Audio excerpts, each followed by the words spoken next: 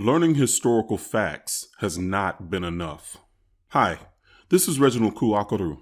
I want everyone to understand the purpose of my channel.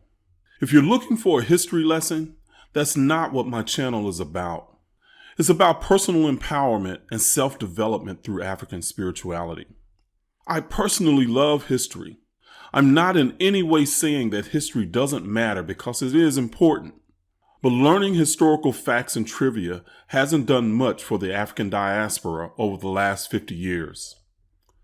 I don't measure progress by someone changing a law to allow me the privilege to sit next to them. It's about self-empowerment and self-sustaining communities economically. A Pew report from a few years ago shows that economically in the U.S., African Americans are in the same place, or worse, as it was 50 years ago. I suspect if the report was done worldwide, the results would be the same. Even though in the last 25 years, information, like history, has been freely available through the internet.